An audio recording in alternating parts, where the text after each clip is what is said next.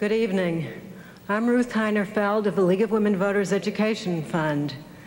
Next Tuesday is Election Day. Before going to the polls, voters want to understand the issues and know the candidates' positions. Tonight, voters will have an opportunity to see and hear the major party candidates for the presidency state their views on issues that affect us all. The League of Women Voters is proud to present this presidential debate. Our moderator is Howard K. Smith. Thank you, Mrs. Heinerfeld. The League of Women Voters is pleased to welcome to the Cleveland, Ohio Convention Center Music Hall President Jimmy Carter, the Democratic Party's candidate for re-election to the presidency, and Governor Ronald Reagan of California, the Republican Party's candidate for the presidency. The candidates will debate questions on domestic, economic, foreign policy, and national security issues. The questions are going to be posed by a panel of distinguished journalists who are here with me. They are Marvin Stone, the editor of the U.S. News and World Report, Harry Ellis, national correspondent of the Christian Science Monitor, William Hilliard, assistant managing editor of the Portland Oregonian, Barbara Walters, correspondent, ABC News. The ground rules for this, as agreed by you gentlemen, are these. Each panelist down here will ask a question, the same question, to each of the two candidates. After the two candidates have answered, a panelist will ask follow-up questions to try to sharpen the answers. The candidates will then have an opportunity each to make a rebuttal. That will constitute the first half of the debate, and I will state the rules for the second half later on. Some other rules: the candidates are not permitted to bring prepared notes to the podium, but are permitted to make notes during the debate. If the candidates exceed the allotted time agreed on, I will reluctantly but certainly interrupt. We ask the convention center audience here to abide by one ground rule: please do not applaud or express approval or disapproval during the debate. Now, based on a toss of the coin, Governor Reagan will respond to the first question from Marvin Stone. Governor, as you're well aware, the question of war and peace has emerged as a central issue in this campaign. In the give and take of recent weeks, President Carter has been criticized for responding late to aggressive Soviet impulses, for insufficient buildup of our armed forces, and a paralysis in dealing with Afghanistan and Iran. You have been criticized for being all too quick to advocate the use of lots of muscle, military action, to deal with foreign crises. Specifically, what are the differences between the two of you on the uses of American military power? I don't know what the differences might be because I don't know what Mr. Carter's policies are. I do know what he has said about mine. And I'm only here to tell you that I believe with all my heart that our first priority must be world peace, and that use of force is always and only a last resort when everything else has failed, and then only with regard to our national security. Now, I believe also that meeting this mission, this responsibility for preserving the peace, which I believe is a responsibility peculiar to our country, that we cannot shirk our responsibility as the leader of the free world because we're the only one that can do it. And therefore, the burden of maintaining the peace falls on us. And to maintain that peace requires strength. America has never gotten in a war because we were too strong. We can get into a war by letting events get out of hand as they have in the last 3.5 years under the foreign policies of this administration of Mr. Carter's, until we're faced each time with a crisis. And good management in preserving the peace requires that we control the events and try to intercept before they become a crisis. But I have seen 4 wars in my lifetime. I'm a father of sons. I have a grandson. I don't ever want to see another generation of young Americans bleed their lives into sandy beachheads in the Pacific or rice paddies and jungles in Asia or the muddy, bloody battlefields of Europe. Mr. Stone, do you have a follow-up question for the governor? Yes, Governor, we've been hearing that the defense buildup that you would associate yourself with would cost tens of billions of dollars more than is now contemplated. And assuming that the American people are ready to bear this cost, they nevertheless keep asking the following question. How do you reconcile huge increases in military outlays with your promise of substantial tax cuts and of balancing the budget, which in this fiscal year, one that just ended, ran more than $60 billion in the red? Mr. Stone, I have submitted an economic plan that I've worked out in concert with a number of fine economists in this country, all of whom approve it and believe that over a 5-year projection, this plan can permit the extra spending for needed refurbishing of our defensive posture, that it can provide for a balanced budget by 1983, if not earlier, and that we can afford, along with the cuts that I have proposed in government spending, we can afford the tax cuts I have proposed, and probably mainly because Mr. Carter's economic policy has built into the next 5 years and on beyond that a tax increase that will be taking $86 billion more next year out of the people's pockets than was taken this year. And my tax cut does not come close to eliminating that $86 billion increase. I'm only reducing the amount of the increase. In other words, what I'm talking about is not putting government back to getting less money than government's been getting, but simply cutting the increase in spending. The same question now goes to President Carter. President Carter, would you like to have the question repeated? Yes, President Carter, the question of war and peace, a central issue in this campaign. You've been criticized for, in the give and take, for responding late to aggressive Soviet impulses, for an insufficient buildup of our armed forces, and a paralysis in dealing with Afghanistan and Iran. Governor Reagan, on the other hand, has been criticized for being all too quick to advocate the use of lots of muscle military action to deal with foreign crises such as I've mentioned. Specifically, what are the differences between the two of you on the uses of American military power? Mr. Stone, I've had to make thousands of decisions since I've been president, serving in the Oval Office. And with each one of those decisions that affect the future of my country, I have learned in the process. I think I'm a much wiser and more experienced man than I was when I debated 4 years ago against President Ford. I've also learned that there are no simple answers to complicated questions. H.L. Mencken said that for every problem, there's a simple answer. It would be neat and plausible and wrong. The fact is that this nation, in the 8 years before I became president, had its own military strength decrease. 7 out of 8 years, the budget commitments for defense went down, 37% in all. Since I've been in office, we've had a steady, carefully planned, methodical, but very effective increase in our commitment for defense. But what we've done is to use that enormous power and prestige and military strength of the United States to preserve the peace. We've not only kept peace for our own country, but we've been able to extend the benefits of peace to others. In the Middle East, we've worked for a peace treaty between Israel and Egypt successfully, and have tied ourselves together with Israel and Egypt in a common defense capability.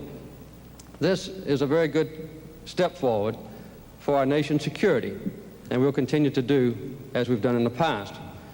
I might also add that there are decisions that are made in the Oval Office by every president which are profound in nature. There are always trouble spots in the world, and how those troubled areas are addressed by a president alone in that Oval Office affects our nation directly. The involvement of the United States and also our American interest. That is a basic decision that has to be made so frequently by every president who serves. That's what I've tried to do successfully by keeping our country at peace. Mr. Stone, do you have a follow-up? Yes, I would like to be a little more specific on the use of military power, and let's talk about one area for a moment. Under what circumstances would you use military forces to deal with, for example, a shutoff of Persian oil Gulf, if that should occur or to counter Russian expansion beyond Afghanistan into either Iran or Pakistan. I ask this question in view of charges that we are woefully unprepared to project sustained, and I emphasize the word sustained, power in that part of the world. Mr. Stout, in my State of the Union address earlier this year, I pointed out that any threat to the stability or security of the Persian Gulf would be a threat to the security of our own country. In the past, we've not had an adequate military presence in that region. Now we have 2 major carrier task forces. We have access to facilities in 5 different areas of that region. And we've made it clear that working with our allies and others, that we are prepared to address any foreseeable eventuality which might interrupt commerce with that crucial area of the world. But in doing this, we have made sure that we address this question peacefully, not injecting American military forces into combat, but letting the strength of our nation be felt in a beneficial way. This, I believe, has assured that our interests will be protected in the Persian Gulf region, as we've done in the Middle East and throughout the world. Governor Reagan, you have a minute to comment or rebut. Well, yes, I question the figure about the decline in defense spending under the 2 previous administrations in the preceding 8 years to this administration. I would call to your attention that we were in a war that wound down during those 8 years, which of course made a change in military spending because of turning from war to peace. I also would like to point out that Republican presidents in those years, faced with a Democratic majority in both houses of the Congress, found that their requests for defense budgets were very often cut.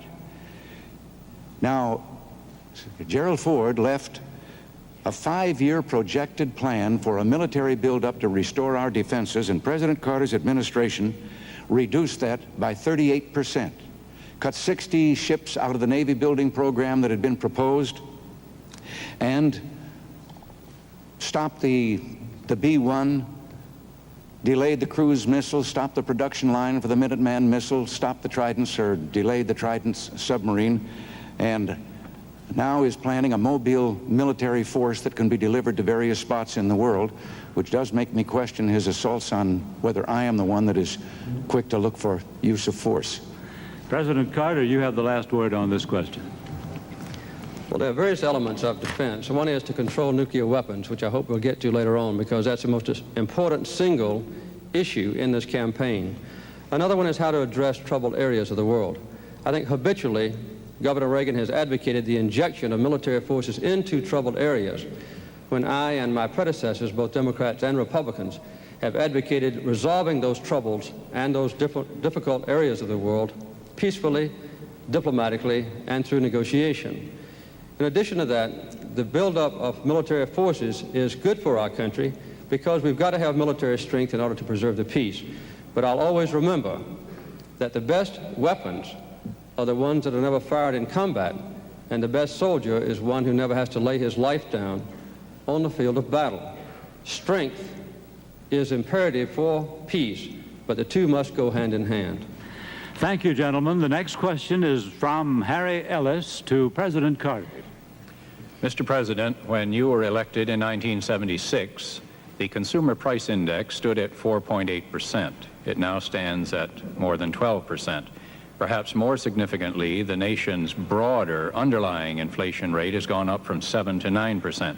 Now, a part of that was due to external factors beyond U.S. control, notably the more than doubling of oil prices by OPEC last year. Because the United States remains vulnerable to such external shocks, can inflation, in fact, be controlled? If so, what measures would you pursue in a second term? Again, it's important to put the situation into perspective. In 1974, we had a so-called oil shock, wherein the price of OPEC oil was raised to an extraordinary degree. We had an even worse oil shock in 1979. In 1974, we had the worst recession, the deepest and most penetrating recession since the Second World War. The recession that resulted this time was the briefest we've had since the Second World War.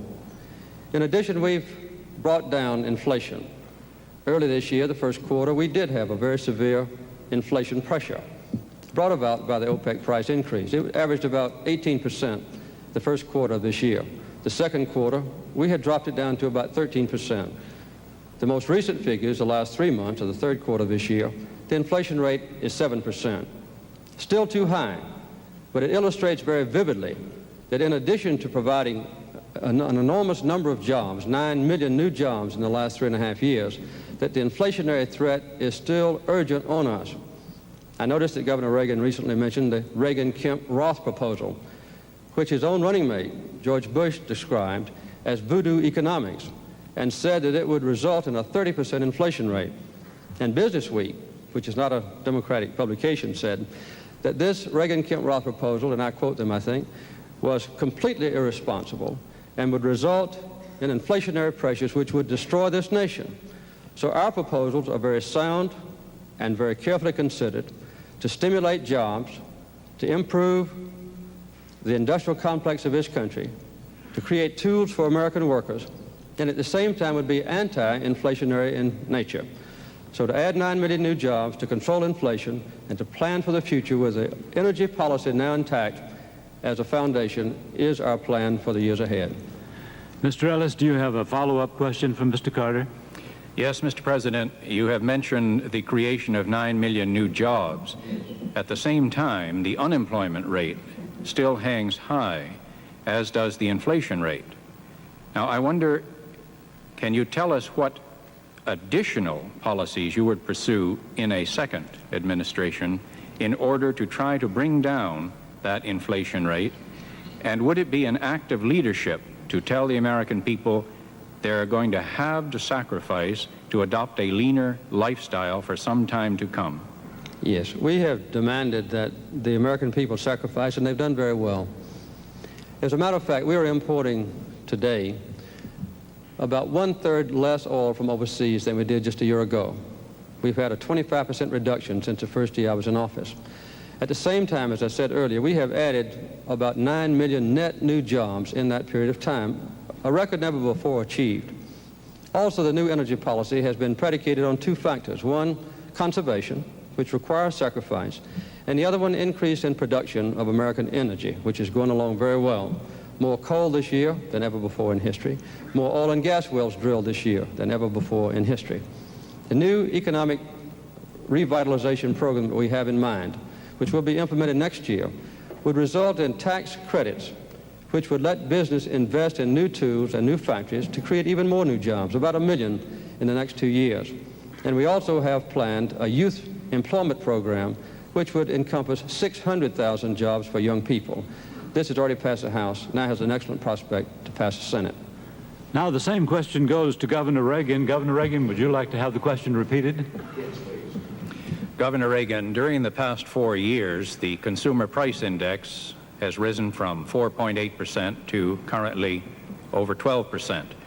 And perhaps more significantly, the nation's broader underlying rate of inflation has gone up from 7 to 9%. Now, a part of that has been due to external factors beyond U.S. control, and notably the more than doubling of OPEC oil prices last year, which leads me to ask you whether, since the United States remains vulnerable to such external shocks, can inflation in fact be controlled? If so, specifically, what measures would you pursue? Mr. Ellis, I think this idea that has been spawned here in our country that inflation somehow came upon us like a plague and therefore it's uncontrollable and no one can do anything about it is entirely spurious, and it's dangerous to say this to the people. When Mr. Carter became president, inflation was 4.8%, as you said. It had been cut in two by President Gerald Ford. It is now running at 12.7%. President Carter also has spoken of the new jobs created. Well, we always, with the normal growth in our country and increase in population, increase the number of jobs. But that can't hide the fact that there are 8 million men and women out of work in America today, and 2 million of those lost their jobs in just the last few months. Mr. Carter had also promised that he would not use unemployment as a tool to fight against inflation. And yet his 1980 economic message stated that we would reduce productivity and gross national product and increase unemployment in order to get a handle on inflation, because in January, at the beginning of the year, it was more than 18%. Since then, he has blamed to the people for inflation OPEC, He's blamed the Federal Reserve System. He has blamed the lack of productivity of the American people. He has then accused the people of living too well, and that we must share in scarcity, we must sacrifice and get used to doing with less. We don't have inflation because the people are living too well. We have inflation because the government is living too well. And the last statement, just a few days ago, was a speech to the effect that we have inflation because government revenues have not kept pace with government spending. I see my time is running out here. I'll have to get this down very fast. Yes, you can lick inflation by increasing productivity and by decreasing the cost of government to the place that we have balanced budgets and are no longer grinding out printing press money, flooding the market with it because the government is spending more than it takes in. And my economic plan calls for that. The President's economic plan calls for increasing the taxes to the point that we finally take so much money away from the people that we can balance the budget in that way. But we will have a very poor nation and a very unsound economy if we follow that path. A follow-up, Mr. Ellis? Yes, you have centered on cutting government spending in what you have just said about your own policies. You have also said that you would increase defense spending. Specifically, where would you cut government spending if you were to increase defense spending and also cut taxes so that presumably federal revenues would shrink? Well, most people, when they think about cutting government spending, they think in terms of eliminating necessary programs or wiping out some service that government is supposed to perform. I believe that there is enough extravagance and fat in government. As a matter of fact, one of the secretaries of HEW under Mr. Carter testified that he thought there was $7 billion worth of fraud and waste in welfare and in the medical programs associated with it. We've had the General Accounting Office estimate that there is probably tens of billions of dollars that is lost in fraud alone, and they have added that waste adds even more to that. We have a program for a gradual reduction of government spending based on these theories, and I have a task force now that has been working on where those cuts could be made. I'm confident that it can be done and that it will reduce inflation because I did it in California. And inflation went down below the national average in California when we returned money to the people and reduced government spending. President Carter. Governor Reagan's proposal, the Reagan-Kemp-Roth proposal, is one of the most highly inflationary ideas that ever has been presented to the American public. He would actually have to cut government spending by at least $130 billion in order to balance the budget under this ridiculous proposal. I noticed that his task force is working for his future plans, had some of their ideas revealed in the Wall Street Journal this week. One of those ideas was to repeal the minimum wage. And several times this year, Governor Reagan has said that the major cause of unemployment is the minimum wage. This is a heartless kind of approach to the working families of our country, which is typical of many Republican leaders in the past, but I think has been accentuated under Governor Reagan. In California, I'm surprised Governor Reagan brought this up, he had the 3 largest tax increases in the history of that state under his administration. He more than doubled state spending while he was governor, a 122% increase, and had between a 20 and 30% increase in the number of employees. Sorry to interrupt, in Mr. California. Carter. Thank you, sir. It's Governor Reagan has the last word on this question. Yes. The figures that the President has just used about California is a distortion of the situation there, because while I was governor of California, our spending in California increased less per capita than the spending in Georgia while Mr. Carter was governor of Georgia in the same 4 years. The size of government increased only 1/6 in California of what it increased in proportion to population in Georgia. And the idea that my tax cut proposal is inflationary, I would like to ask the President, why is it inflationary to let the people keep more of their money and spend it the way they'd like, and it isn't inflationary to let him take that money and spend it the way he wants? I wish that question need not be rhetorical, but it must be because we run out of time on that. Now, the third question to Governor Reagan from William Hilliard. Yes, Governor Reagan, the decline of our cities has been hastened by the continual rise in crime. strained race relations, the fall in the quality of public education, the persistence of abnormal poverty in a rich nation, and a decline in the services to the public. The signs seem to point toward a deterioration that could lead to the establishment of a permanent underclass in the cities. What specifically would you do in the next 4 years to reverse this trend? I have been talking to a number of congressmen who have much the same idea that I have, and that is that in the inner city areas, that in cooperation with local government and with national government and using tax incentives and with cooperation with the private sector, that we have development zones. Let the local entity, the city, declare this particular area based on the standards of the percentage of people on welfare, unemployed, and so forth in that area.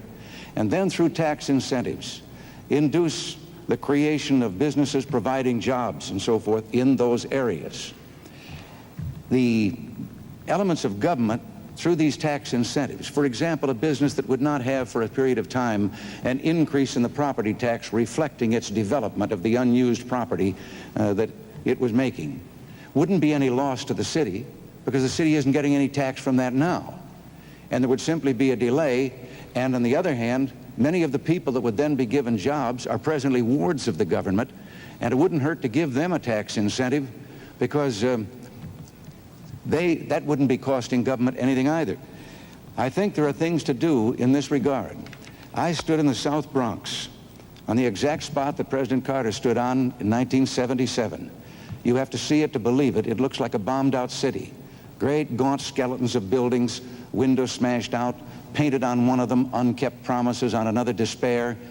And this was the spot at which President Carter had promised that he was going to bring in a vast program to rebuild this department. There are this area, there are whole blocks of land that are left bare, just bulldozed down flat.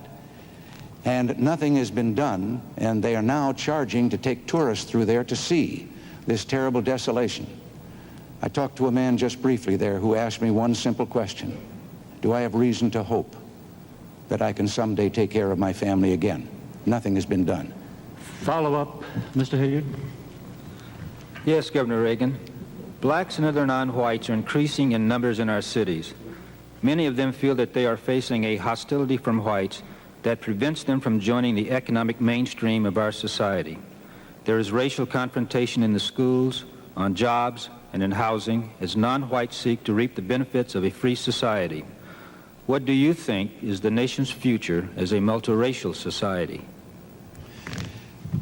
I believe in it. I am eternally optimistic, and I happen to believe that we've made great progress from the days when I was young and when this country didn't even know it had a racial problem. I know those things can grow out of despair in an inner city, when there's hopelessness at home, lack of work and so forth. But I believe that all of us together, and I believe the presidency is what Teddy Roosevelt said it was. It's a bully pulpit. And I think that something can be done from there, because the goal for all of us should be that one day things will be done neither because of nor in spite of any of the differences between us, ethnic differences or racial differences, whatever they may be, that we will have total equal opportunity for all people. And I would do everything I could in my power to bring that about. Mr. Hilliard, would you repeat your question for President Carter? President Carter, the decline of our cities has been hastened by the continual rise in crime, strained race relations, the fall in the quality of public education, the persistence of abnormal poverty in a rich nation, and a decline in services to the public. The signs seem to point toward a deterioration that could lead to the establishment of a permanent underclass in the cities. What specifically would you do in the next 4 years to reverse this trend? Thank you, Mr. Hilliard.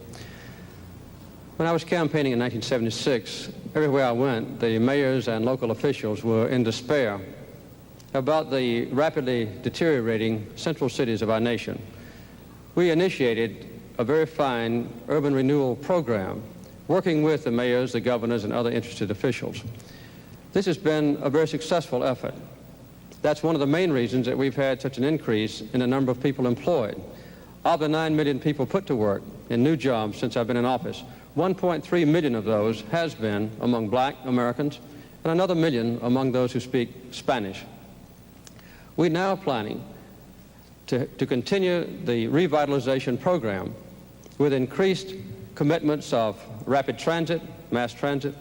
Under the windfall profits tax, we expect to spend about $43 billion in the next 10 years to rebuild the transportation systems of our country.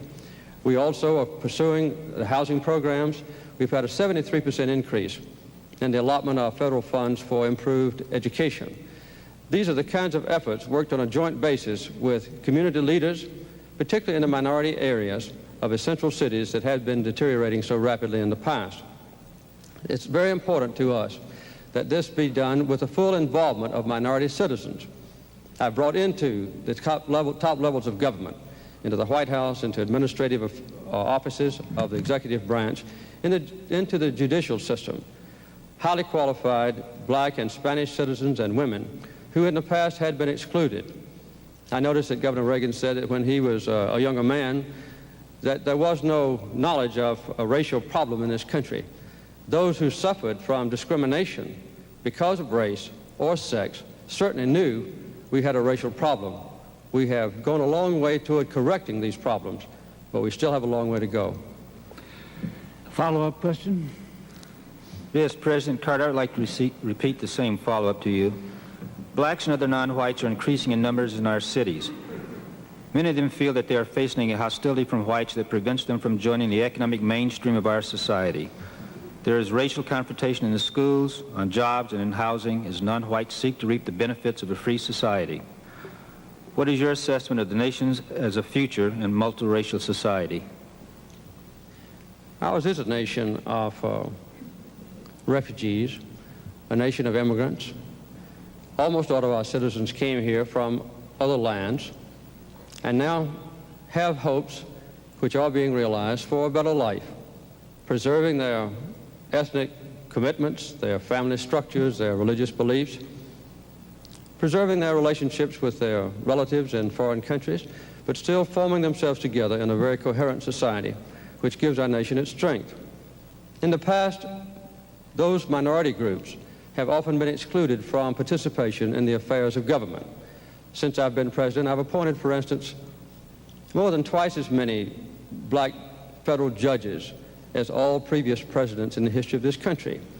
I've done the same thing in the appointment of women and also Spanish-speaking Americans, to involve them in administration of government and a feeling that they belong to the societal structure that makes decisions in the judiciary and in the executive branch is a very important commitment which I am trying to realize and will continue to do so in the future. Governor Reagan, you have a minute for rebuttal. Yes, the president talks of government programs, and they have their place. But as governor, when I was at that end of the line and receiving some of these grants for government programs, I saw that so many of them were dead end.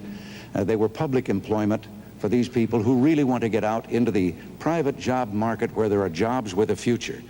Now, the president spoke a moment ago about that I was against the minimum wage.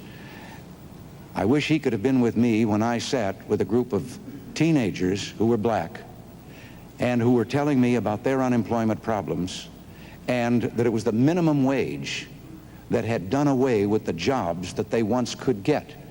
And indeed, every time it has increased, you will find that there is an increase in minority unemployment among young people. And therefore, I have been in favor of a separate minimum for them. With regard to the great progress that has been made with this government spending, the rate of black unemployment in Detroit, Michigan is 56%. President Carter, you have the last word on this question. Well, it's obvious that we still have a long way to go in fully incorporating the minority groups into the mainstream of American life. We have made good progress. And there's no doubt in my mind that the commitment to unemployment compensation, the minimum wage, welfare, national health insurance, those kinds of commitments that have typified the Democratic Party since ancient history in this country's political life are a very important element of the future.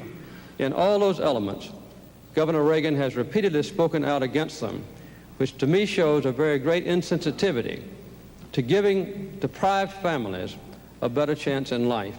This, to me, is a very important difference between him and me in this election, and I believe the American people will judge accordingly.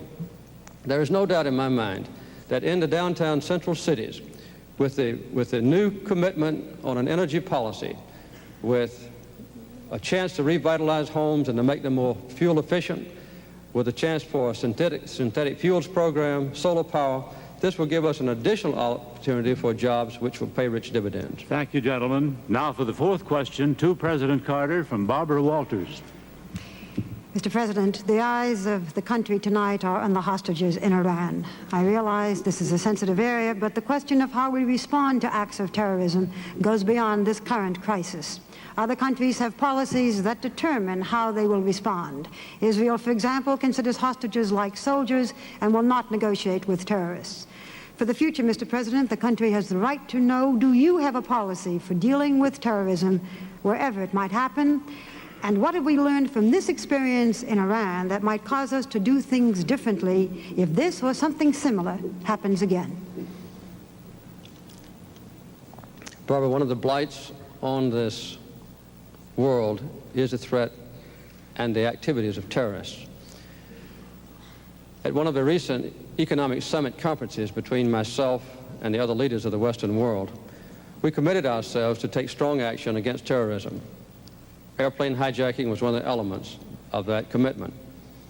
There is no doubt that we have seen in recent years, in recent months, additional acts of violence against Jews in France and, of course, against those who live in Israel by the PLO and other terrorist organizations. Ultimately, the most serious terrorist threat is if one of those radical nations who believe in terrorism as a policy should have atomic weapons. Both I and all my predecessors have had a deep commitment to controlling the proliferation of nuclear weapons in countries like Libya or Iraq. We have even alienated some of our closest trade partners because we have insisted upon the control of the spread of nuclear weapons to those potentially terrorist countries. When Governor Reagan has been asked about that, he makes a very disturbing comment that non-proliferation or the control of the spread of nuclear weapons is none of our business. And when he was asked specifically recently about Iraq, he said there's nothing we can do about it. This ultimate terrorist threat is the most fearsome of all, and it's part of a pattern where our country must stand firm to control terrorism of all kinds. Ms. Walters, a follow-up? Yes. While we are discussing policy, had Iran not taken American hostages, I assume that in order to preserve our neutrality, we would have stopped the flow of spare parts and vital war materials once war broke out between Iraq and Iran. Now we're offering to lift the ban on such goods if they let our people come home. Doesn't this reward terrorism, compromise our neutrality, and possibly antagonize nations now friendly to us in the Middle East? We will maintain our position of neutrality in the Iran and Iraq war. We have no plans to sell additional material or goods to Iran that might be of a warlike nature. When I made my decision to stop all trade with Iran as a result of the taking of our hostages, I announced then and have consistently maintained since then that if the hostages are released safely, that we would make delivery on those items which Iran owns, which they have bought and paid for. Also, that the frozen Iranian assets would be released. That's been a consistent policy, one I intend to carry out. Would you repeat the question now for Governor Reagan, please, Ms. Walters? Yes. Governor, the eyes of the country tonight remain on the hostages in Iran, but the question of how we respond to acts of terrorism goes beyond this current crisis. There are other countries that have policies that determine how they will respond. Israel, for example, considers hostages like soldiers and will not negotiate with terrorists. For the future, the country has the right to know, do you have a policy for dealing with terrorism wherever it might happen? And what have we learned from this experience in Iran that might cause us to do things differently if this or something similar should happen again? Well, Barbara, you've asked that question twice. I think you ought to have at least one answer to it. I have been accused lately of having a secret plan with regard to the hostages. Now, this comes from an answer that I've made at least 50 times during this campaign to the press, which is that the question would be, have you any ideas of what you would do if you were there? And I said, well, yes. And I think that anyone that's seeking this position, as well as other people probably, have thought to themselves, what about this, what about that? These are just ideas of what I would think of if I were in that position and had access to the information in which I would know all the options that were open to me. I have never answered the question, however, second, the one that says, well, tell me, what are some of those ideas? First of all, I would be fearful that I might say something that was presently underway or in negotiations and thus expose it and endanger the hostages. And sometimes I think some of my ideas might involve quiet diplomacy where you don't say in advance or say to anyone what it is you're thinking of doing. Your question is difficult to answer because in the situation right now, no one wants to say anything that would inadvertently delay in any way the return of those hostages if there is a chance that they're coming home soon, or that might cause them harm. What I do think should be done, once they are safely here with their families and that tragedy is over, and we've endured this humiliation for just lacking 1 week of a year now, then I think it is time for us to have a complete investigation as to the diplomatic efforts that were made in the beginning, why they have been there so long, and when they come home, what did we have to do in order to bring that about? What arrangements were made? And I would suggest that Congress should hold such an investigation. In the meantime, I'm going to continue praying that they'll come home. Follow-up question. Well, I would like to say that neither candidate answered specifically the question of a specific policy for dealing with terrorism, but I will ask Governor Reagan a different follow-up question. You've had suggested that there would be no Iranian crisis had you been president, because we would have given firmer support to the Shah. But Iran is a country of 37 million people who are resisting a government they regarded as dictatorial.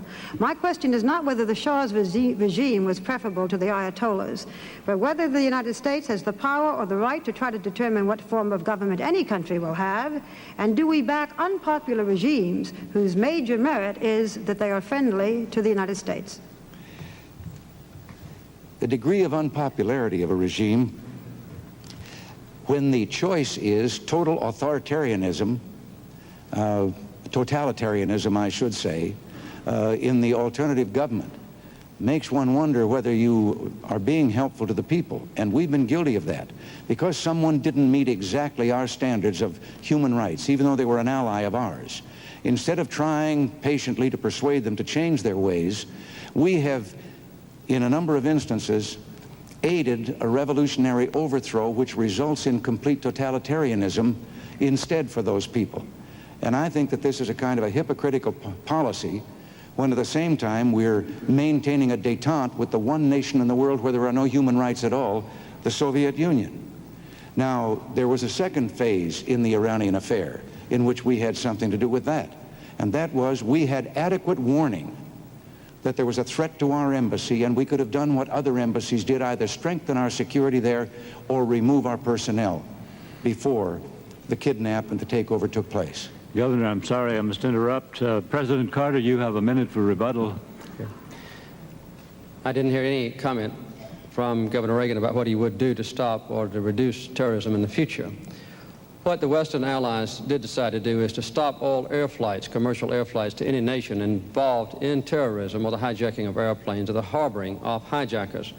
Secondly, we all committed ourselves, as have all my predecessors in the Oval Office, not to permit the spread of nuclear weapons to a terrorist nation or to any other nation that does not presently have those weapons or capabilities for explosives.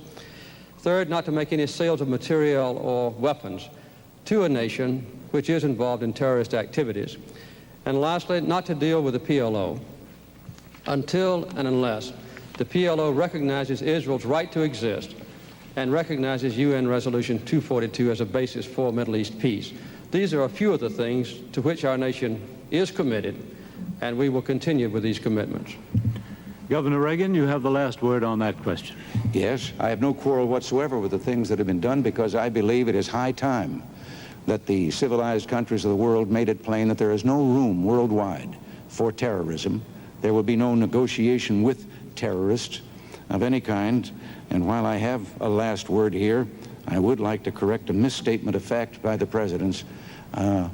I have never made the statement that he suggested about nuclear proliferation, and nuclear proliferation or the trying to halt it would be a major part of a foreign policy of mine.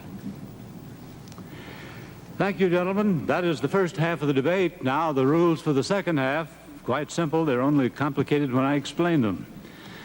In second half, the panelists with me will have no follow-up questions. Instead, after the panelists have asked a question the candidates have answered, each of the candidates will have 2 opportunities to follow up, to question, to rebut, or just to comment on his opponent's statement. Governor Reagan will respond in this section to the first question from Marvin Stone. Governor Reagan, arms control. The President said it was the single most important issue. Both of you have expressed the desire to end the nuclear arms race with Russia, but by methods that are vastly different. You suggest that we scrap the SALT II treaty already negotiated and intensify the buildup of American power to induce the Soviets to sign a new treaty, one more favorable to us. Yes. President Carter, on the other hand, says he will again try to convince a reluctant Congress to ratify the present treaty on the grounds it's the best we can hope to get. Now, both of you cannot be right. Will you tell us why you think you are? Yes, I think I'm right because I believe that we must have a consistent foreign policy, a strong America, and a strong economy. And then, as we build up our national security to restore our margin of safety, we at the same time try to restrain the Soviet buildup, which has been going forward at a rapid pace and for quite some time. The SALT II treaty was the result of negotiations that Mr. Carter's team entered into after he had asked the Soviet Union for a discussion of actual reduction of nuclear strategic weapons. And his emissary, I think, came home in 12 hours with having heard a very definite niet. But taking that one no from the Soviet Union, we then went back into negotiations on their terms because Mr. Carter had canceled the B-1 bomber, delayed the MX, delayed the Trident submarine, delayed the cruise missile, shut down the missile man, the Minuteman missile production line, and whatever other things that might have been done. The Soviet Union sat at the table knowing that we had gone forward with unilateral concessions without any reciprocation from them whatsoever. Now, I have not blocked the SALT II treaty, as Mr. Carter and Mr. Mondale suggest that I have. It has been blocked by a Senate in which there is a Democratic majority. Indeed, the Senate Armed Services Committee voted 10-0 with 7 abstentions against the SALT II treaty and declared that it was not in the national security interests of the United States, besides which it is illegal, because the law of the land passed by Congress says we cannot accept a treaty in which we are not equal. And we're not equal in this treaty for one reason alone. Our B-52 bombers are considered to be strategic weapons. Their backfire bombers are not. Governor, I have to interrupt you at that point. The time's up for that. But the same question now to President Carter.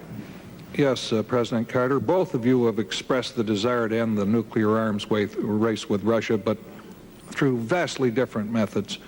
The governor suggests we scrap the SALT II treaty, which you negotiated in Vienna, signed in Vienna, intensify the buildup of American power to induce the Soviets to sign a new treaty, one more favorable to us.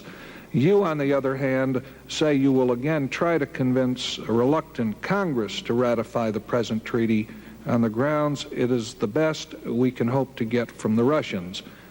You cannot both be right. Will you tell us why you think you are? Yes, I'd be glad to.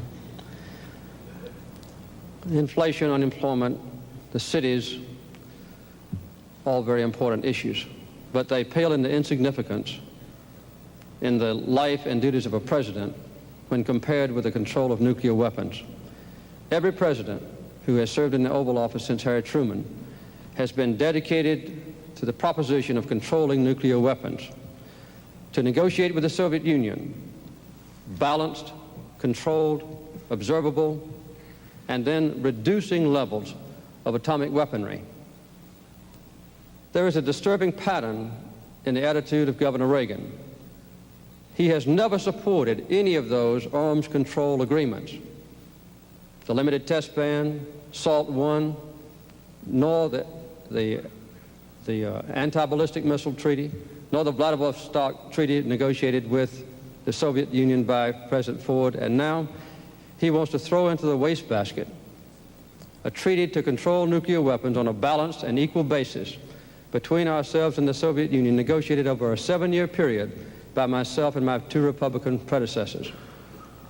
The Senate has not voted yet on the Strategic Arms Limitation Treaty. There have been preliminary skirmishings in the committees of the Senate, but the treaty has never come to the floor of the Senate for either a debate or a vote. It's understandable that a senator in the preliminary debates can make an irresponsible statement or maybe an ill-advised statement. You've got 99 other senators to correct that mistake, if it is a mistake. But when a man who hopes to be president says, take this treaty, discard it, do not vote, do not debate, do not explore the issues, do not finally capitalize on this long negotiation, that is a very dangerous and disturbing thing. Governor Reagan, you have an opportunity to rebut that. Yes, I'd like to respond very much. First of all, the Soviet Union, if I have been critical of some of the previous agreements, it's because we've been out-negotiated for quite a long time. And they have managed, in spite of all of our attempts at arms limitation, to go forward with the biggest military buildup in the history of man. Now, to suggest that because 2 Republican presidents tried to pass the SALT treaty, that puts them on its side, I would like to say that President Ford, who was within 90% of a treaty that we could be in agreement with when he left office, is emphatically against this SALT treaty. I would like to point out also that senators like Henry Jackson and Hollings of South Carolina, they are taking the lead in the fight against this particular treaty. I am not talking of scrapping. I am talking of taking the treaty back and going back into negotiations, and I would say to the Soviet Union, we will sit and negotiate with you as long as it takes to have not only legitimate arms limitation, but to have a reduction of these nuclear weapons to the point that neither one of us represents a threat to the other. That is hardly throwing away a treaty and being opposed to arms limitation. President Carter? Yes. Governor Reagan is making some very misleading and disturbing statements. He not only advocates the scrapping of his treaty, and I don't know that these men that he quotes are against the treaty in its final form, but he also advocates the possibility, he said it's been a missing element, of playing a trump card against the Soviet Union of a nuclear arms race and insisting upon nuclear superiority by our own nation as a predication for negotiation in the future with the Soviet Union. If President Brezhnev said, we will scrap this treaty, negotiated under 3 American presidents over a 7-year period of time, we insist upon nuclear superiority as a basis for future negotiations, and we believe that the launching of a nuclear arms race is a good basis for future negotiations, it's obvious that I, as president, and all Americans would reject such a proposition. This would mean the resumption of a very dangerous nuclear arms race. It would be very disturbing to American people. It would change the basic tone and commitment that our nation has experienced ever since the Second World War with all presidents, Democratic and Republican, and would also be very disturbing to our allies, all of whom support this nuclear arms treaty. In addition to that, the adversarial relationship between ourselves and the Soviet Union would undoubtedly deteriorate very rapidly. This attitude is extremely dangerous and belligerent in its tone, although it's said with a quiet voice. Governor Reagan? I know the president is supposed to be replying to me, but sometimes I have a hard time in connecting what he's saying with what I have said or what my positions are. I sometimes think it's like the witch doctor that gets mad when a good doctor comes along with a cure that'll work. The My point I have made already, Mr. President, with regard to negotiating. It does not call for nuclear superiority on the part of the United States. It calls for a mutual reduction of these weapons, as I say, to the point that neither of us can represent a threat to the other. And to suggest that the SALT II treaty that your negotiators negotiated was just a continuation and based on all of the preceding efforts by two previous presidents is just not true.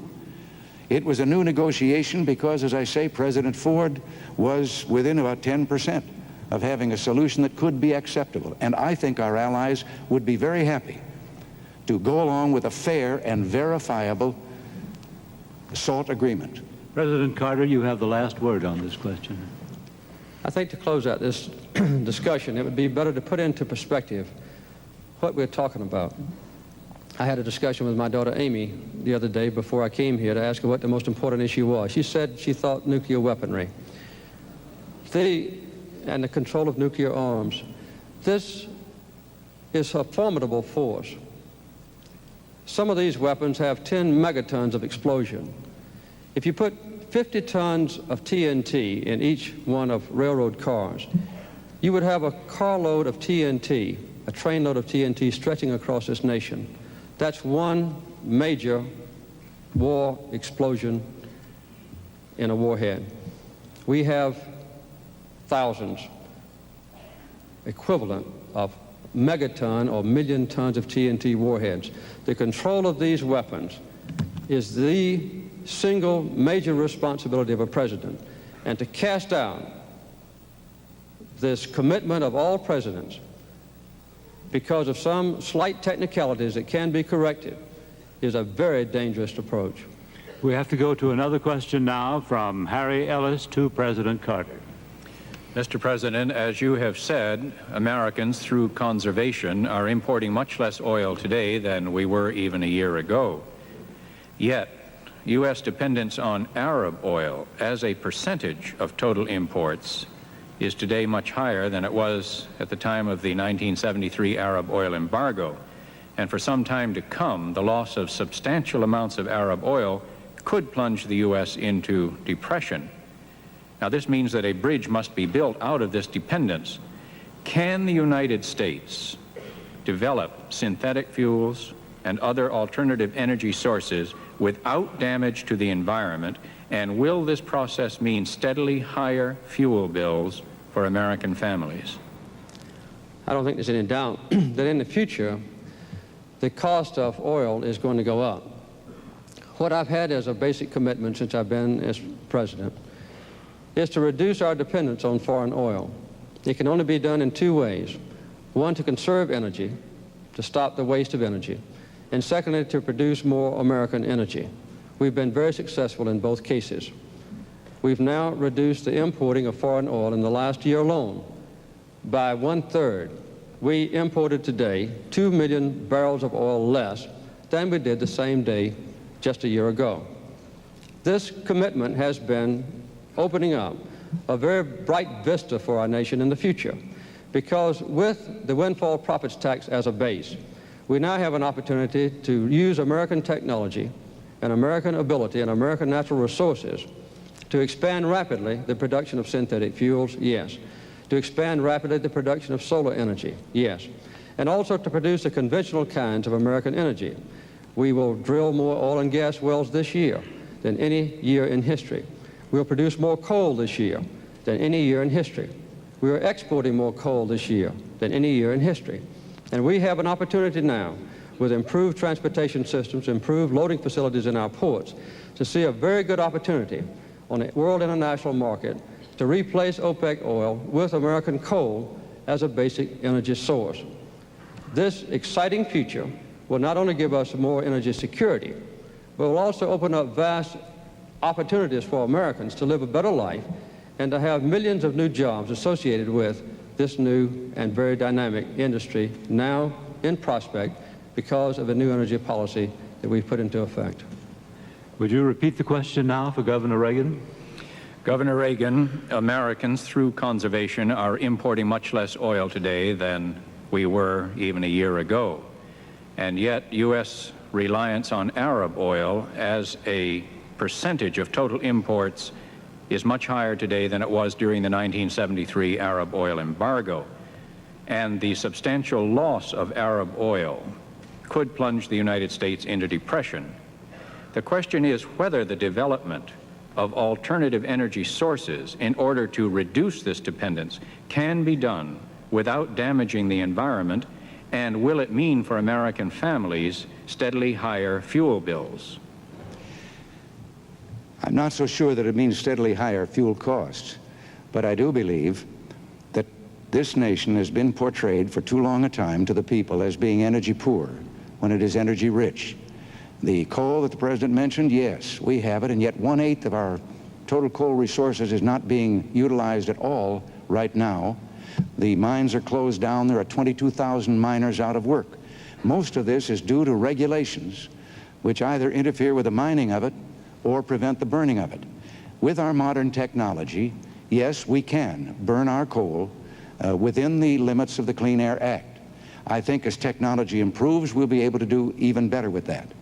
The other thing is that we have only leased out and begun to explore 2% of our outer continental shelf for oil, where it is believed by everyone familiar with that fuel and that source of energy that there are vast supplies yet to be found.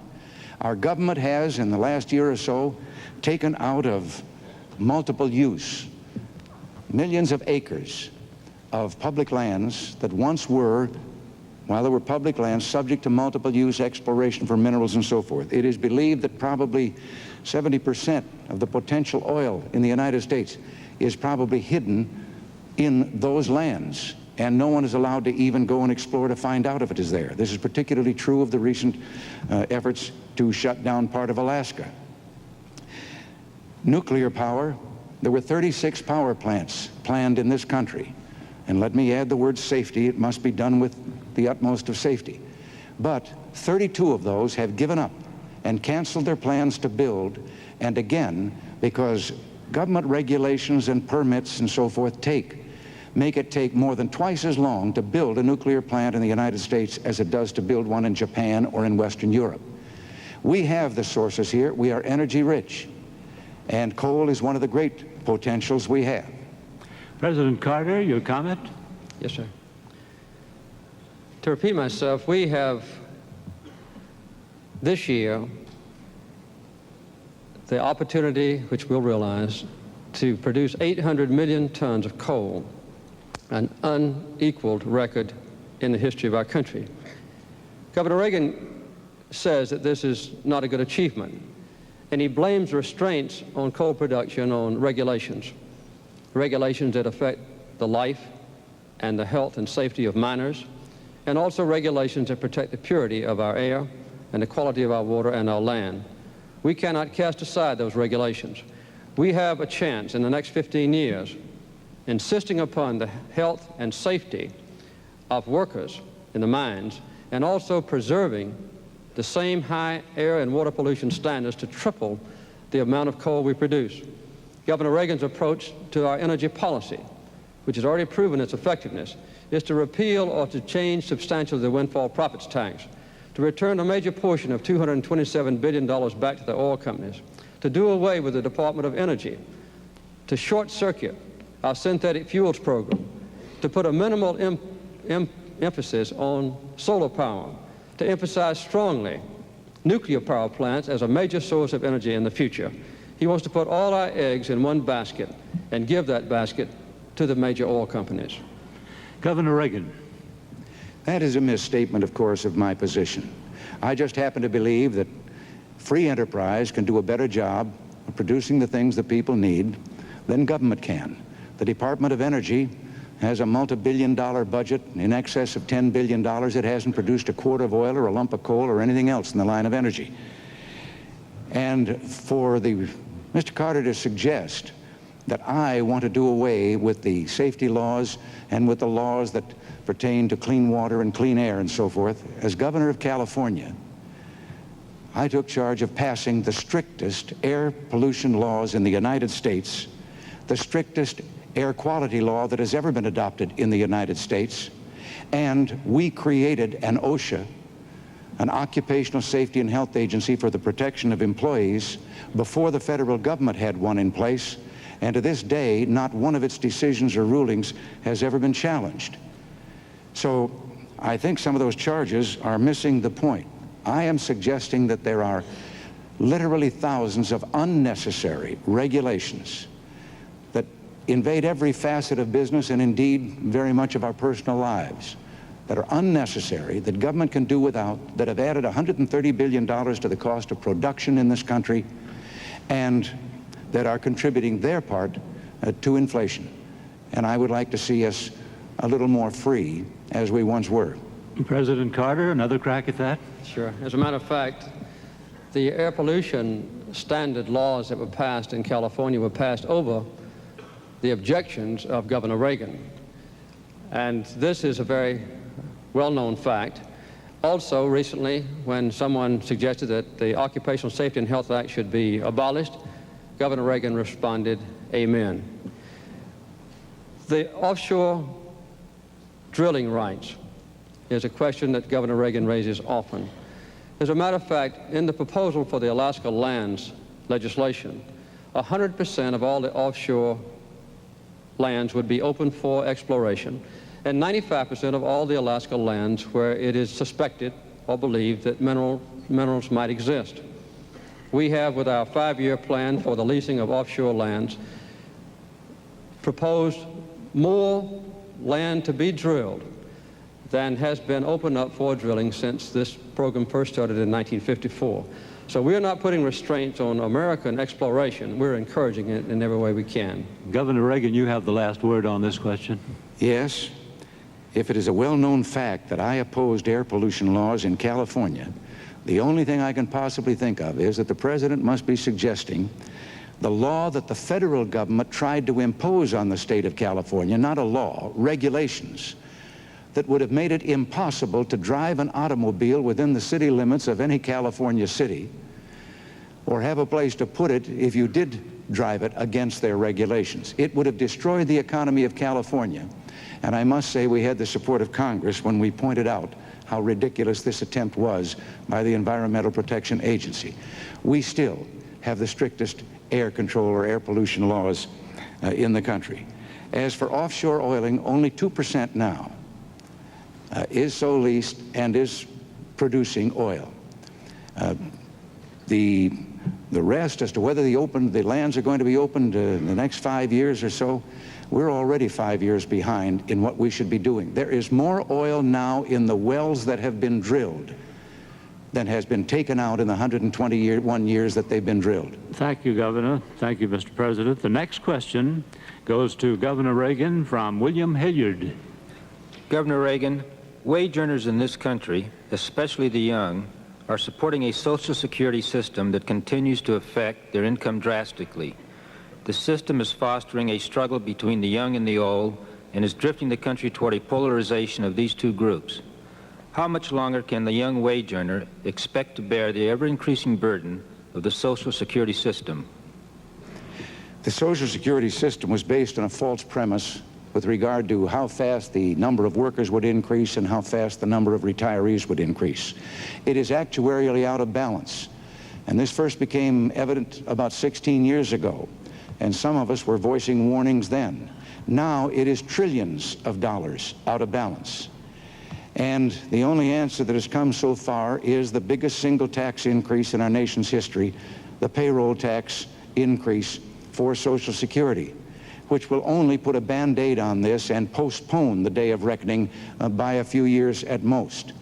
What is needed is a study that I have proposed by a task force of experts to look into this entire problem as to how it can be reformed and made actuarially sound, but with the premise that no one presently dependent on Social Security is going to have the rug pulled out from under them and not get their check.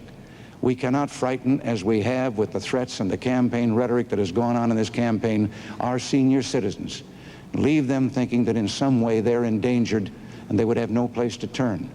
They must continue to get those checks, and I believe that the system can be put on a sound actuarial basis.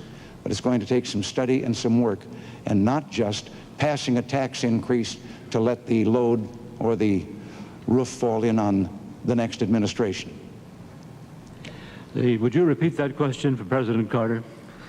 Yes, President Carter, wage earners in this country, especially the young, are supporting a Social Security system that continues to affect their income drastically. The system is fostering a struggle between young and old and is drifting the country toward a polarization of these two groups. How much longer can a young wage earner expect to bear the ever-increasing burden of the Social Security system? As long as there's a Democratic president in the White House, we will have a strong and viable Social Security system free of the threat of bankruptcy. Although Governor Reagan has changed his position lately, on 4 different occasions he has advocated making Social Security a voluntary system, which would in effect very quickly bankrupt it. I noticed also in the Wall Street Journal earlier this week that a preliminary report of his task force advocates making Social Security more sound by reducing the adjustments in Social Security for the retired people to compensate for the impact of inflation. These kinds of approaches are very dangerous to the security and the well-being and the peace of mind of the retired people of this country and those approaching retirement age. But no matter what it takes in the future to keep Social Security sound, it must be kept that way. And although there was a serious threat to the Social Security system and its integrity during the 1976 campaign and when I became president, the action of the Democratic Congress working with me has been to put Social Security back on a sound financial basis. That's the way it will stay. Governor Reagan. Well, that just isn't true. It, as I said, delayed the actuarial imbalance falling on us for just a few years with that increase in taxes, and I don't believe we can go on increasing the tax because the problem for the young people today is that they're paying in far more than they can ever expect to get out. Now, again, this statement that somehow I wanted to destroy it and I just changed my tune, that I was for voluntary Social Security, which would mean the ruin of it. Mr. President, the voluntary thing that I suggested many years ago was that a young man, orphaned and raised by an aunt, who died, his aunt was ineligible for Social Security insurance because she was not his mother. And I suggested that if this is an insurance program, certainly the person who's paying in should be able to name his own beneficiaries. And that's the closest I've ever come to anything voluntary with Social Security. I, too, am pledged to a Social Security program that will reassure these senior citizens of ours they're going to continue to get their money. There are some changes I'd like to make. I would like to make a change that discriminates in the regulations against a wife who works and finds that she then is faced with a choice between her husband's benefits if he dies first, or what she has paid in, but it does not recognize that she has also been paying in herself and she is entitled to more than she presently can get. I'd like to change that. President Carter's rebuttal now. Right. These constant suggestions that the basic Social Security system should be changed does cause concern and consternation among the aged of our country. It's obvious that we should have a commitment to them, that Social Security benefits should not be taxed, and that there would be no peremptory change in the standards by which Social Security payments are made to the retired people. We also need to continue to index the Social Security payments so that if inflation rises, the Social Security payments would rise a commensurate degree, to let the buying power of the Social Security check continue intact. In the past, the relationship between Social Security and Medicare has been very important to provide some modicum of aid for senior citizens in the retention of health benefits. Governor Reagan, as a matter of fact, began his political career campaigning around this nation against Medicare. Now we have an opportunity to move toward national health insurance with an emphasis on the prevention of disease, an emphasis on outpatient care, not inpatient care, an emphasis on hospital cost containment to hold down the cost of hospital care for those who are ill, an emphasis on catastrophic health insurance, so that if a family is threatened with being wiped out economically because of a very high medical bill, then the insurance would help pay for it. These are the kind of elements of a national health insurance important to the American people. Governor Reagan, again, typically is against such a proposal. Governor? There you go again. When I opposed Medicare, there was another piece of legislation meeting the same problem before the Congress. I happened to favor the other piece of legislation and thought that it would be better for the senior citizens and provide better care than the one that was finally passed. I was not opposing the principle of providing care for them. I was opposing one piece of legislation as versus another. There is something else about Social Security, of course, that doesn't come out of the payroll tax. It comes out of the general fund that something should be done about. I think it's disgraceful that the disability insurance fund in Social Security finds checks going every month to tens of thousands of people who are locked up in our institutions for crime or for mental illness, and they are receiving disability checks from Social Security every month while a state institution provides for all of their needs and their care. President Carter, you have the last word on this question. I think this debate on Social Security, Medicare, national health insurance typifies as vividly as any other subject tonight the basic historical differences between the Democratic Party and the Republican Party. The allusions to basic changes in the minimum wage is another, and the deleterious comments that Governor Reagan has made about unemployment compensation. These commitments that the Democratic Party has historically made to the working families of this nation have been extremely important to the growth in their stature and in a better quality of life for them. I noticed recently that Governor Reagan frequently quotes Democratic presidents in his acceptance address and otherwise. I have never heard a candidate for president who is a Republican quote a Republican president. But when they get in office, they try to govern like Republicans. So it's good for the American people to remember there is a sharp, basic, historical difference between Governor Reagan and me on these crucial issues, also between the two parties that we represent. Thank you, Mr. President. Governor Reagan, we now go to another question. Question to President Carter by Barbara Walters. Thank you. You have addressed some of the major issues tonight, but the biggest issue in the minds of American voters is yourselves, your ability to lead this country. When many voters go into that booth just a week from today, they will be voting their gut instinct about you men. You've already given us your reasons why people should vote for you. Now would you please tell us for this, your final question, why they should not vote for your opponent, why his presidency could be harmful to the nation, and having examined both your opponent's record and the man himself, tell us his greatest weakness. Barbara, reluctant as I am to say anything critical about Governor Reagan, I'll try to answer your question.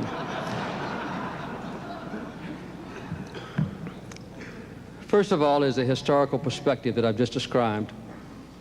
This is a contest between a Democrat and the mainstream of my party, as exemplified by the actions that I've taken in the Oval Office the last 4 years, as contrasted with Governor Reagan, who in most cases does typify his party, but in some cases there is a radical departure by him from the heritage of Eisenhower and others.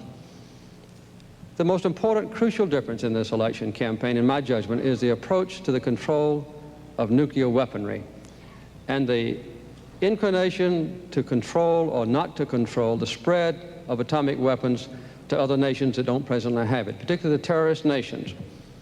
The inclination that Governor Reagan has exemplified in many troubled times since he's been running for president, I think since 1968, to inject American military forces in places like North Korea, to put a blockade around Cuba this year, or in some instances to project American forces into a fishing dispute against the small nation of Ecuador on the west coast of South America.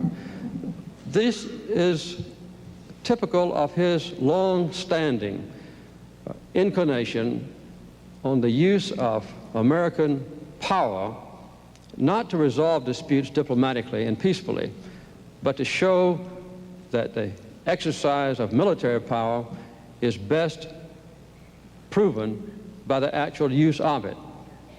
Obviously, no president wants war, and I certainly do not believe that Governor Reagan, if he were president, would want war.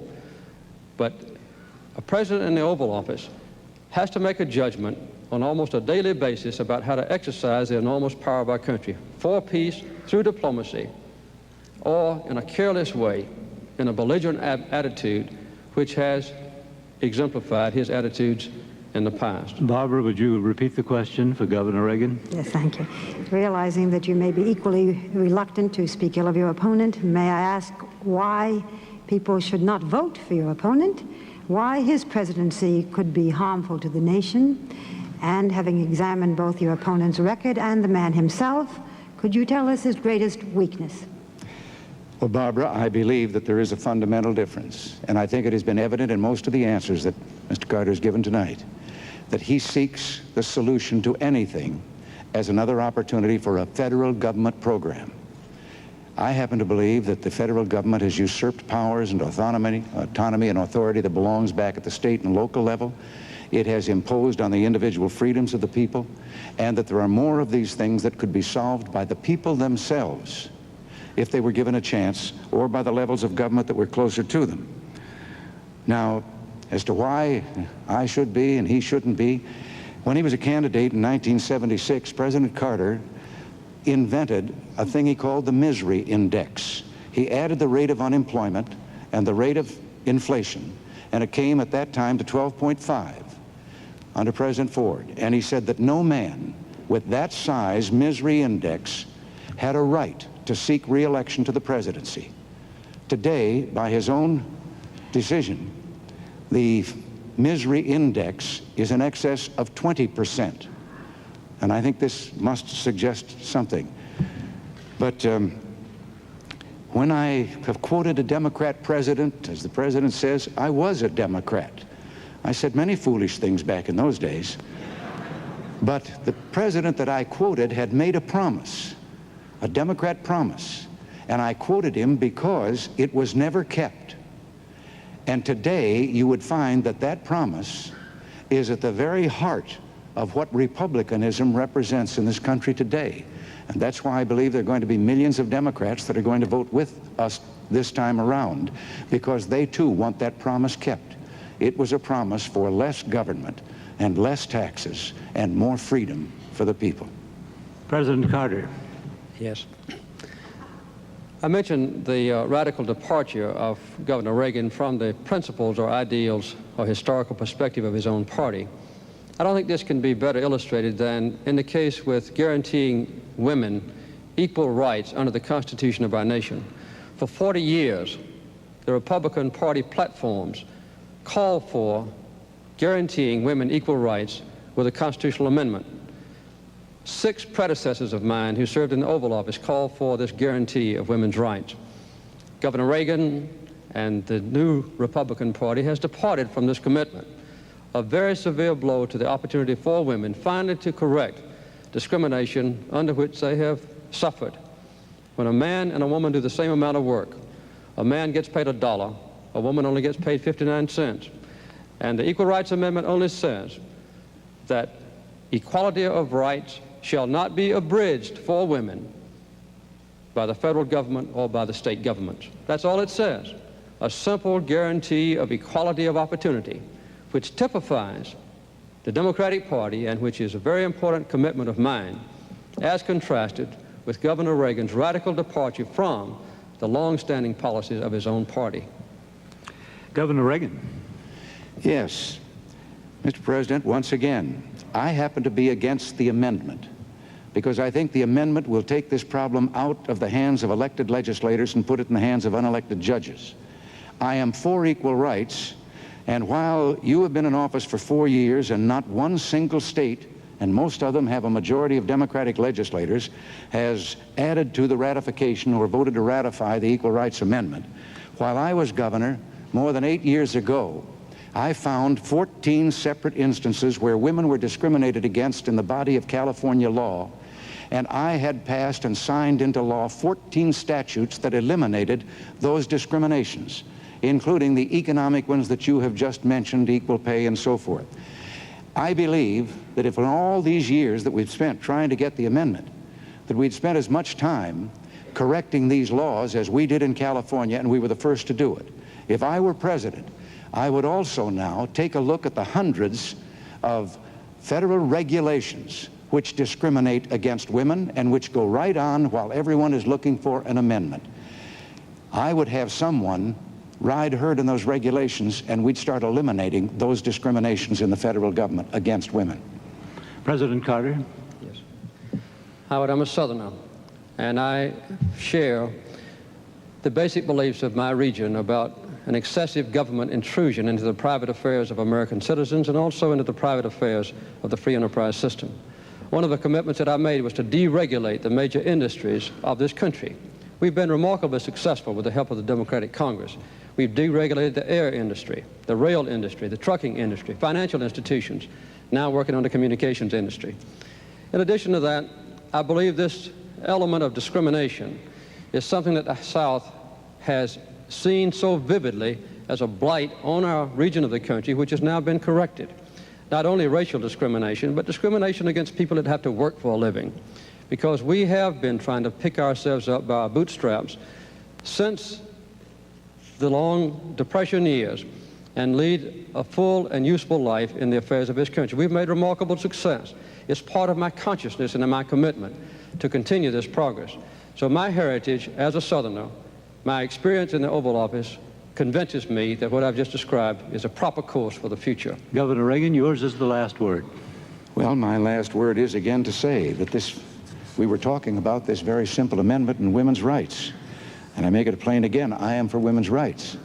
But I would like to call the attention of the people to the fact that that so-called simple amendment could be used by mischievous men to destroy discriminations that properly belong by law to women, respecting the physical differences between the two sexes, labor laws that protect them against doing things that would be physically harmful to them.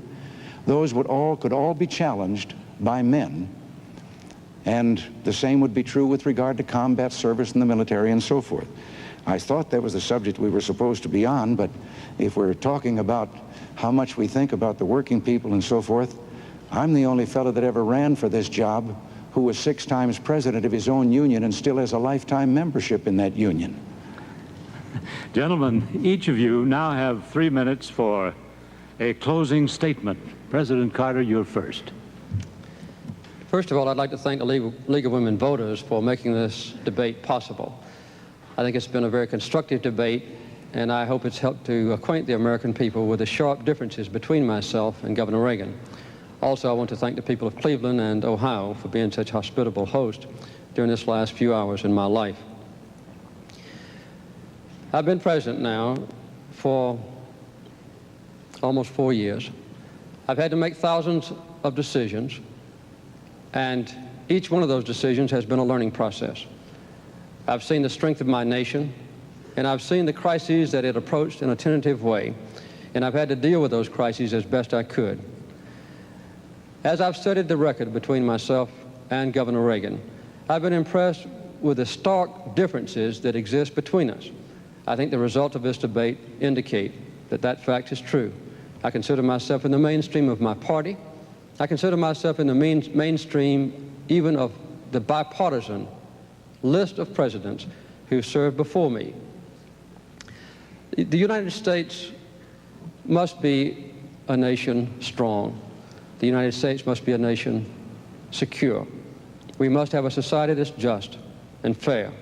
And we must extend the benefits of our own commitment to peace to create a peaceful world. I believe that since I've been in office, there have been 6 or 8 areas of combat evolve in other parts of the world. In each case, I alone have had to determine the interest of my country and the degree of involvement of my country. I've done that with moderation, with care, with thoughtfulness, sometimes consulting experts, but I've learned in this last 3.5 years that when an issue is extremely difficult, when the call is very close, the chances are the experts will be divided almost 50-50. And the final judgment about the future of a nation, war, peace, involvement, reticence, thoughtfulness, care, consideration, concern, has to be made by the man in the Oval Office. It's a lonely job, but with the involvement of the American people in the process, with an open government, The job is a very gratifying one. The American people now are facing, next Tuesday, a lonely decision. Those listening to my voice will have to make a judgment about the future of this country. And I think they ought to remember that one vote can make a lot of difference. If one vote per precinct had changed in 1960, John Kennedy would never have been president of this nation. And if a few more people had gone to the polls and voted in 1968, Hubert Humphrey would have been president. Richard Nixon would not. There is a partnership involved. And our nation, to stay strong, to stay at peace, to raise high the banner of human rights, to set an example for the rest of the world, to let our deep beliefs and commitments be felt by others in all the nations, is my plan for the future. I ask the American people to join me in this partnership. Governor Reagan. Yes, I would like to add my words of thanks, too, to the ladies of the League of Women Voters for making these debates possible. I'm sorry that we couldn't persuade the bringing in of the third candidate so that he could have been seen also in these debates, but still it's good that at least once all three of us were heard by the people of this country. Next Tuesday is Election Day. Next Tuesday, all of you will go to the polls, will stand there in the polling place and make a decision. I think when you make that decision, it might be well if you would ask yourself, are you better off than you were 4 years ago? Is it easier for you to go and buy things in the stores than it was 4 years ago? Is there more or less unemployment in the country than there was 4 years ago? Is America as respected throughout the world as it was? Do you feel that our security is as safe, that we're as strong as we were 4 years ago? And if you answer all of those questions yes, why then I think your choice is very obvious as to who you'll vote for. If you don't agree, if you don't think that this course that we've been on for the last 4 years is what you would like to see us follow for the next 4, then I could suggest another choice that you have. This country doesn't have to be in the shape that it is in.